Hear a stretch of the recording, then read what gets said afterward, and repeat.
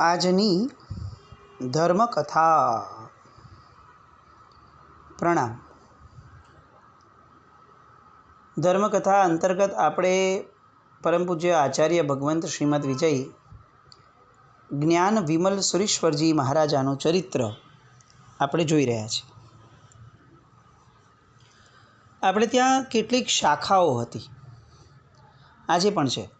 હજી પણ દીક્ષાઓ લેવાય તો ત્યારે દીક્ષાના નામકરણની વિધાનની જે વિધિ થાય એ પૂર્વે દીક્ષાર્થી મુમુક્ષુને બોલાવી અને નૂતન વેશ પહેરીને આવેલા એ ગુરુ ભગવંતને એમનું નામ જ્યારે અપાય ત્યારે એમની આખી પરંપરા અને એમની શાખા પણ ત્યારે કહેવાય. એમનું કુળ, એમનું શાખા બધું જ એમને ત્યારે બોલાતું હોય છે.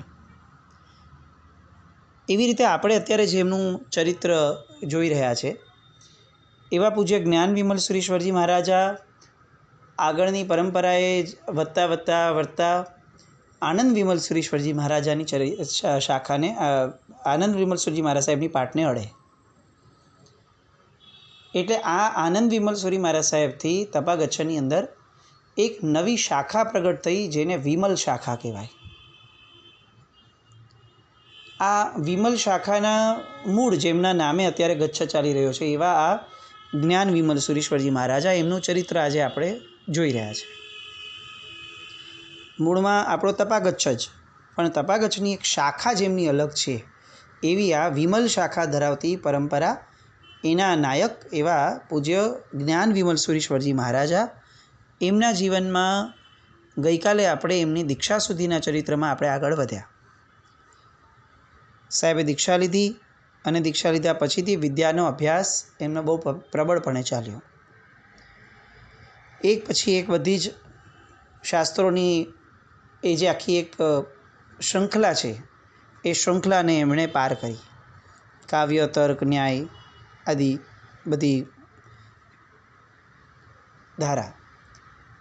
આની સાથે સાથે એમને જે એમના બે ગુરુ ભગવંતો જેમની પાસેથી એમને મહત્તમ અભ્યાસ કર્યો હતો, એમના જે ગુણો છે એ ગુણો એમની અંદરમાં બહુ સરસ રીતે આવ્યા. અમૃત વિમલગણીજી અને મેરુ વિમલગણી એ બંને પાસે બહુ ભણ્યા. હવે બેસ્ટ પાર્ટ એ છે કે આ બંને એ નેચરલી કવિરાજ કહેવાતા હતા. એટલે એમના નેચરલ ગુણોથી જ એમની કવિત્વ શક્તિ એ સહજપણે એમનામાં પ્રગટી હતી. નહીં વિમલ વિજયજી મહારાજ સાહેબ જ્યારે એમણે દીક્ષા લીધી ત્યારે 8 વર્ષની ઉંમર, એટલે એવી કોઈ વિશેષ શક્તિનો ઉઘાડ નહીં. આમની પાસે એ ભણવા આવ્યા હતા ન્યાય, તર્કશાસ્ત્ર આદિ, અને એ જ ભણ્યા, વિશેષ ભણ્યા. પરંતુ ભણાવનારનું આખું ને આખું વ્યક્તિત્વ એ ભણનારની અંદરમાં આવી જાય જો એને ભણાવનાર પ્રત્યે અહોભાવ હોય તો. આપણે ત્યાં એક કહેવત કહેવાતી હતી કે એક શિક્ષક 100 માતાની ગરજ સારે છે. કારણ કે શિક્ષકનું આખું જ વ્યક્તિત્વ એ બાળકની અંદર આપોઆપ પ્રગટી જતું હતું, કારણ કે બાળકને શિક્ષકો પ્રત્યે અહોભાવ રહેતો હતો. આજની પરિસ્થિતિમાં, આજના પરિપ્રેક્ષમાં તો આ વિચાર પણ કરવા જેવો નથી, કારણ કે આજે જેટલા પણ ભણાવવાવાળા છે આ બધા ટીચર્સ જ છે. એમાંનો એક પણ શિક્ષક હોય એવી તો બહુ જ પુણ્યશાળીઓને આવી ધારા મળતી હશે. પણ એ પૂર્વનો સમય હતો કે જ્યારે શિક્ષણ આપવું એ પ્રોફેશન ન હતું. શિક્ષણ આપવું એક પ્રકારનું પેશન હતું અને એના કારણે ગુણનું બહુ જ સરસ મજાનું ઘર કહી શકાય એવું એમનું જીવન બધા શિક્ષકોનું રહેતું. પરોપકાર પ્રધાન જીવન હોય. એ પૈસા કદાચ લેતા પણ હોય અને લે, હકથી લે, એમાં કશો ઓલું નહોતું. એવું નહીં કે વિદ્યા વેચીને પૈસા લીધા હોય, પણ વિદ્યા આપે ત્યારે પૂર્ણપણે પ્રામાણિકતાથી આપે, એવું એમનું જીવન હતું. અને આવા વિદ્યાગુરુ બે કવિરાજ મળ્યા અને એટલે હવે નહીં વિમલ વિજયજી મહારાજ સાહેબની અંદરમાં કવિત્વ શક્તિ આપોઆપ પ્રગટવા લાગી. પૂર્વના યુગોથી પોતે તો ગુણ સંપન્ન હતા જ, અને આટલો બધો અભ્યાસ થયો એટલે હવે સમય વીતતો ગયો અને એમના ગુરુ મહારાજને લોકોનો અભિપ્રાય મળવા લાગ્યો કે સાહેબ હવે બહુ જ સુયોગ્ય એવી યોગ્યતા એમની અંદરમાં પ્રગટી છે. અભ્યાસની બાબતમાં, ગુણ સંપન્નતાની બાબતમાં અને લોકો સાથેના વ્યવહારથી માંડીને પ્રવચનધારા આદિ કોઈ પણ યોગ એવો નહીં કે જેની અંદરમાં નહીં વિમલજી મહારાજ સાહેબ એ પોતાની કક્ષાને ખૂબ ઊંચે લઈને ના આવ્યા હોય. અને એટલે વિક્રમ સંવત 1727માં મહાસુદ દસમના શુભ દિવસે મારવાડ દેશની અંદરમાં સાદડીની પાસે ઘાણેરાવ નામનું નગર છે. એ નગરની અંદર મોટા ઉત્સાહપૂર્વક શ્રીમદ તપાગચ્છાચાર્ય શ્રી વિનયપ્રભ સુરીશ્વરજી મહારાજાએ નઈ વિમલ વિજયજી ગણીને પંડિત પદ એટલે કે પન્યાસ પદ આપ્યું. દીક્ષા થઈ 1702 વિક્રમ સંવતમાં અને 1727ની અંદરમાં એમનું ઘણીપદ પન્યાસપદ થયું. હવે આ પન્યાસપદની પ્રાપ્તિ થઈ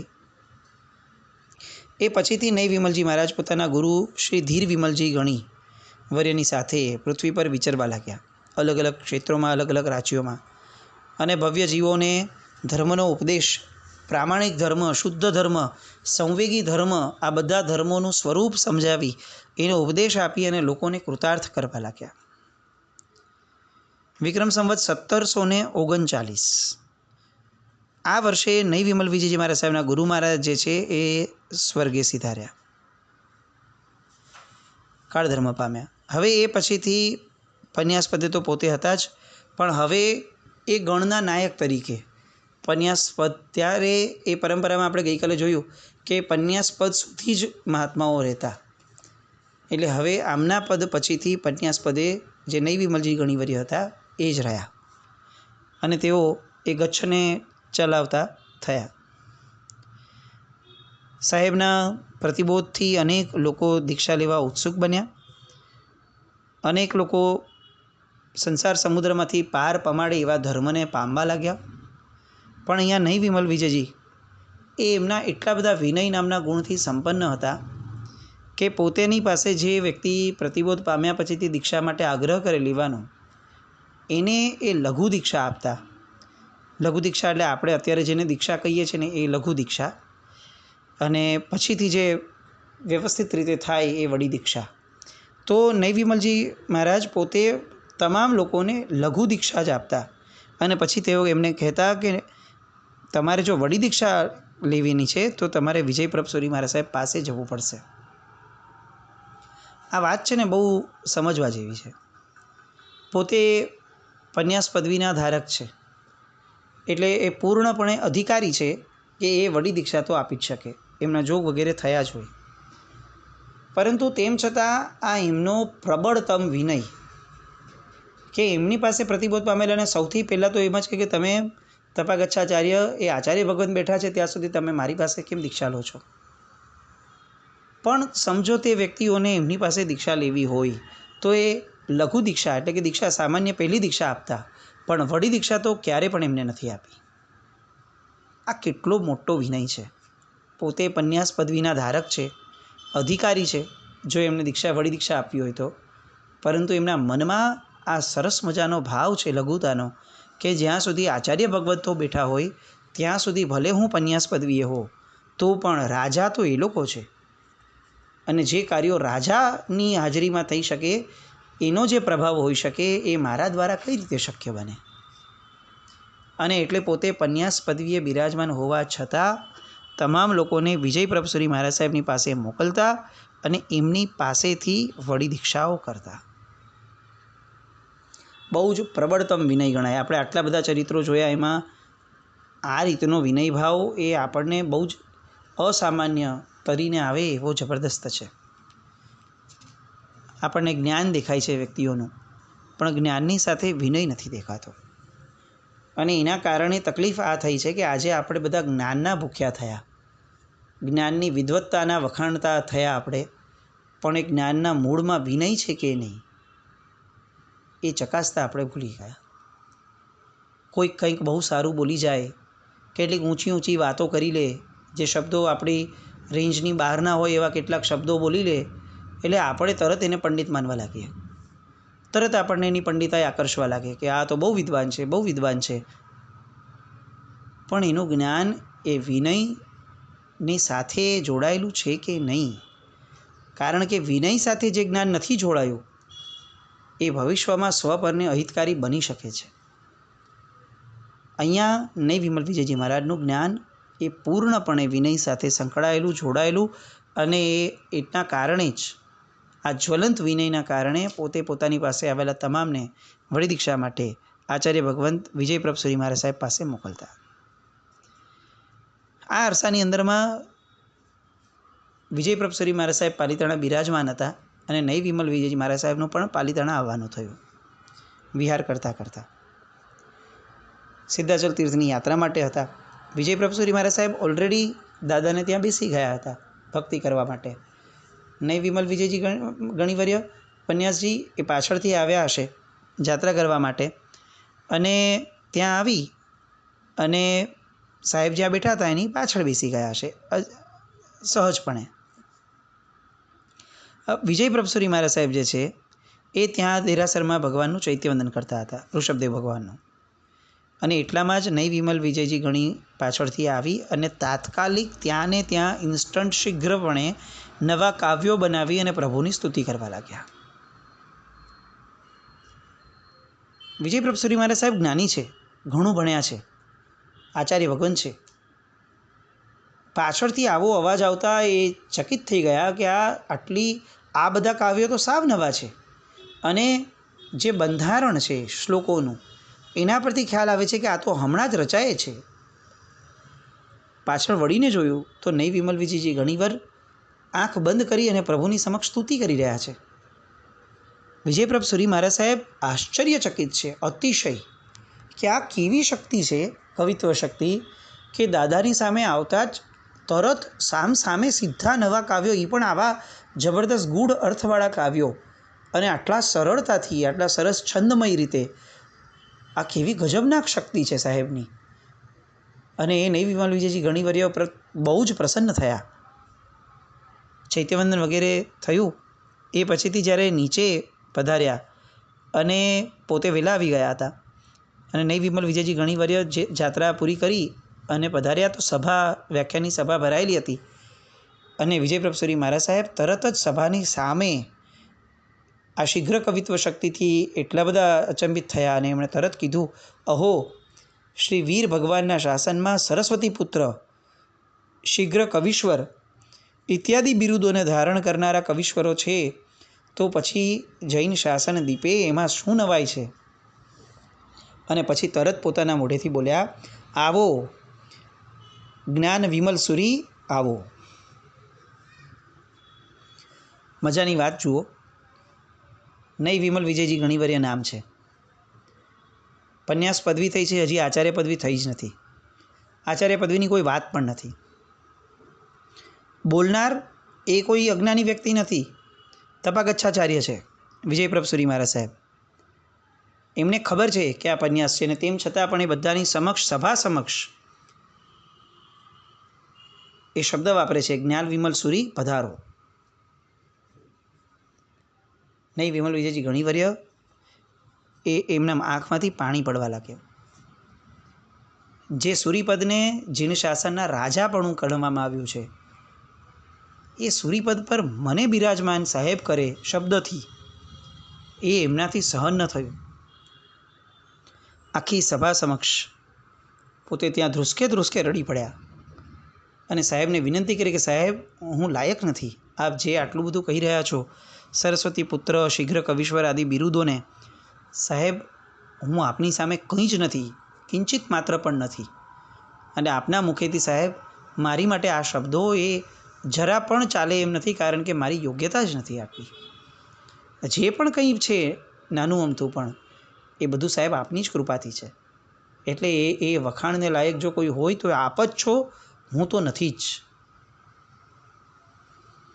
કેવી ઉત્તમ લઘુતા! પરમાત્માના શાસનમાં એટલે જ કવિત્વ શક્તિ ધરાવતા વ્યક્તિઓને દેવલોકગામી કહ્યા છે, કારણ કે ઋજુ, પ્રાજ્ઞ અને સરળ હોય, દંભ ન હોય એમનામાં. એ કલ્પના શક્તિની દુનિયામાં રહેનારા હોય, એને આ બહારની દુનિયામાંથી કંઈ મેળવવું જ નથી. એને એના નામના મેળવવી છે, ન કંઈ બીજું પદ મેળવવું છે, કંઈ જ નહીં. એને ભક્તિ કરવી છે ખાલી, બસ. અને આવા ભક્તિવર્ય, એવા ભક્ત કવિ જ્ઞાન વિમલ વિજયજી, અત્યારે નહીં વિમલ વિજયજી ઘણીવર્ય છે, એ આ આખા પ્રસંગથી વિજયપ્રભ સુરી મહારાજ સાહેબ પાસે ખૂબ ગદગદ થઈને રડ્યા અને વિજયપ્રભ સુરી મહારાજ સાહેબે પણ માતૃતુલ્ય એવું સરસ મજાની હૂંફ ને આશ્વાસનનું એક સરસ મજાનું શરણું એમને આપ્યું.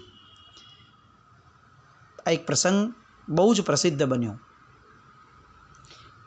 એ સમયે પ્રસિદ્ધ બન્યો એમ નહીં, એ પછીથી ઇતિહાસકારોએ પણ આ પ્રસંગને વિશેષપણે ટાંક્યો.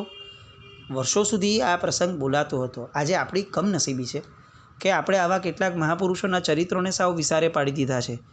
એટલે આવા પ્રેરણાદાયક પ્રસંગો કે જેની અંદરમાં ગુરુ ભગવંતની ઉદારતા અને એટ ધ સેમ ટાઈમ એ શિષ્ય જે છે એની પોતાની અંદરની લઘુતાનો ભાવ, આ બંનેઓનું કેવું સુભગ મિલન દેખાય. એકને જે નથી એ પણ આપવું છે અને બીજાને એનામાં જે પ્રગટ થયા છે એવા ગુણોને પણ સાંભળવા નથી. એને એમ જ લાગે છે કે હું ગુણી છું જ નહીં. આ કેવી જબરદસ્ત જીન શાસનની રિયલ સેન્સની શાસન પ્રભાવના છે કે જેમાં આ બંને વ્યક્તિઓની વાતો વર્ષોના વર્ષો, આજે આટલા વર્ષો વીત્યા પછી પણ હજી એપ્લિકેબલ થાય કે ગુરુપણું કેવું તો કે આવું અને શિષ્યપણું કેવું તો કે આવું. એટલે આવા બધા દ્રષ્ટાંતો, આપણે આ બધા દ્રષ્ટાંતોથી પરિચિત થઈએ છીએ ને, એ પણ કદાચ મને એવું લાગે છે કે આપણું પરમ સૌભાગ્ય છે કે આપણને આવા બધા પવિત્ર મહાપુરુષોના જીવનના આવા પ્રસંગો કે જેમાં એમની પવિત્રતા ઉભરાઈ છે, એ પ્રસંગોના સાક્ષી બનવાનું પણ સૌભાગ્ય પ્રાપ્ત થાય છે. વિક્રમ સંવત 1747 વિજયપ્રભ સુરી મહારાજ સાહેબે આદેશ કર્યો અને નહીં વિમલ વિજયજી મહારાજ સાહેબ અણહિલપુરમાં પધાર્યા. એ જ વર્ષે ફાગણ સુદ પાંચમના દિવસે ક્રિયા ઉદ્ધાર કરીને તેઓ શ્રી ગચ્છની નિશ્રામાં વિચરવા લાગ્યા. આ વર્ષે આ ક્રિયા ઉદ્ધાર કરી અને એમણે શિથિલાચારનો જે ઘણો બધો પ્રચાર થયો હતો એ એમણે દૂર કર્યો. આ જ્ઞાન વિમલ સુરીશ્વરજી મહારાજાનો પરમ ઉપકાર જૈન શાસન ઉપર રહેશે. આપણે ફક્ત એમને કાવ્યો અને રચનાઓથી જ ઓળખીએ છીએ, પણ આ એક ઉપકારને આપણે ખરેખર સંવેદવો જોઈએ. વાર તહેવારે આવા કેટલા બધા મહાપુરુષો આવ્યા કે જેમણે એ સમયના શિથિલાચારને કાઢવા માટે પ્રબળ વિરોધ હોવા છતાં પણ બધાની સામે ટકી રહી, પોતાના જીવનની પોતાની આરાધનાઓને સક્ષમ રાખી અને લોકોની અંદરમાં એ આરાધનાની અને આચાર સંપન્નતાની હાક પ્રસરાવી. એ ન થયું હોત તો આજે નિશ્ચિતપણે આપણે પણ કોઈ શિથિલાચારના ક્યાંક ને ક્યાંક કોઈક ઓળા હેઠળ આપણે પણ અત્યારે બેસી ગયા હોત. આ બધા મહાપુરુષો થકી આપણને પરમાત્માનો શુદ્ધ માર્ગ મળ્યો છે. એટલે એમણે શિથિલાચારનો જે બહુ પ્રચાર થયો હતો એ પ્રચાર દૂર કરવા માટેનો ઘણો પ્રયત્ન કર્યો. અને ત્યારે વિજયપ્રભ સુરી મહારાજ સાહેબને એવું લાગ્યું કે આ શિથિલાચારને ભવિષ્યમાં દૂર કરવો હશે તો સૂરીપદને યોગ્ય, જ્ઞાની અને શુદ્ધ ક્રિયાવંત હોય એવા એક વ્યક્તિને ગુરુ તરીકે મારે સ્થાપીને પછી જગતમાંથી વિદાય લેવી જોઈએ. પોતાના પટ્ટધર તરીકે સ્થાપવાની વાતો એ કોઈ અધિકાર કે પદ આપવાની વાતો નથી. એ જગત પરનું કલ્યાણ કરવાનો ભાવ છે કે આ જગતને એક એવા સુયોગ્ય વ્યક્તિનું નેતૃત્વ આપતા જઈએ કે જેના નેતૃત્વ હેઠળ બધું જ સુગમતાથી પાર પડે. અને વિજયપ્રભ શ્રી મહારાજ સાહેબની નજર આમ પણ ઠરી ગઈ હતી અને એમાં પણ જે આ શિથિલાચારને દૂર કરવા માટે છેલ્લા 1-1.5 વર્ષમાં આ નહીં વિમલ વિજયજી ઘણીવરીએ જે વાતો કરી હતી, જે કાર્યો કર્યા હતા, એ બધાથી તો એ ખૂબ પ્રભાવિત હતા. અને એટલે એમના મનની અંદર બહુ દ્રઢપણે બેસી ગયું હતું કે મારા ગયા પછીથી આ પાઠને, સંવિઘ્ન પાઠને જો કોઈ ખરેખર સંભાળી શકે એવું સુયોગ્યતા પાત્ર જો છે તો એ આ નહીં વિમલ વિજયજી ઘણીવરે છે. એમણે છતાં પણ